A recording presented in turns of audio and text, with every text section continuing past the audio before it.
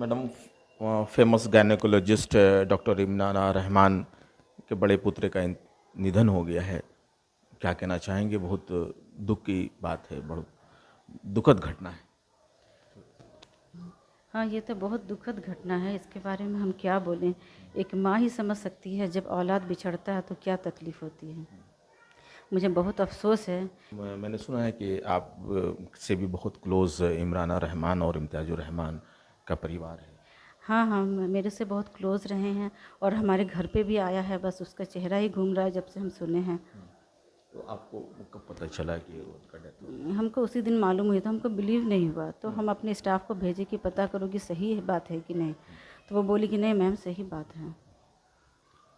तो हम वहाँ गए भी देखने के लिए। इतने बड़े डॉक्टर साहब हैं, उन्होंने बहुत केयर किया होगा, लेकिन अब अल्लाह ताला की मर्ज़ी के सामने कुछ नहीं चलती है, किसी की नहीं चलती है। बहुत बड़ा हादसा इमरान रहमान के साथ हुआ है, चूँकि उनका एक 12 साल का बेटा का अचानक डिमाइस हो जाना, आप उसको किस तरह से देखते हैं? बहुत अफ़सोस की बात है। ये तो यकीन ही नहीं हो रहा है।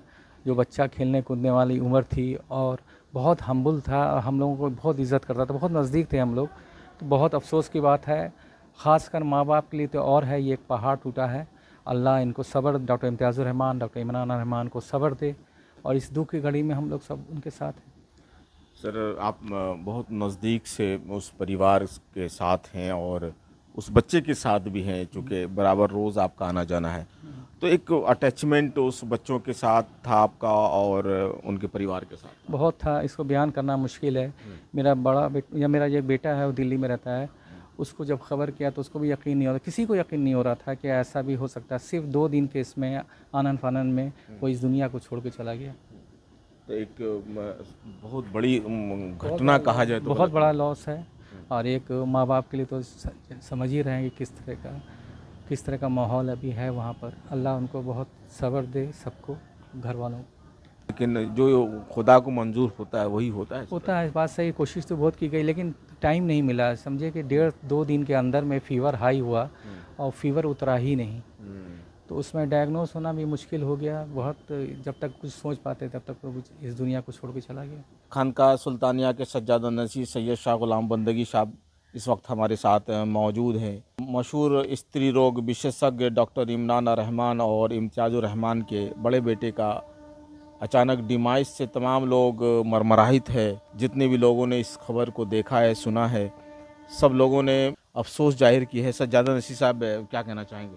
बहुत अफसोस और बहुत दुख के साथ ये कहना पड़ रहा है कि डॉक्टर इम्तियाज़ुर रहमान साहब के बच्चे जो 12 साल की उम्र में ज़ोएबुर रहमान, बड़ा अफसोस होता है क्योंकि उस गम में यकीनन खानका का हर फर्द और मानने वाले खानका के हर फर्द शिरकत में है, शरीक में है। और उनके गम में हर वक्त हम अल्लाह से इससे दुआ करेंगे कि माँ बाप को ये गम झेलने का, ये तकलीफ़ उठाने का सब्र अता करे, सब्र जमील अता करे।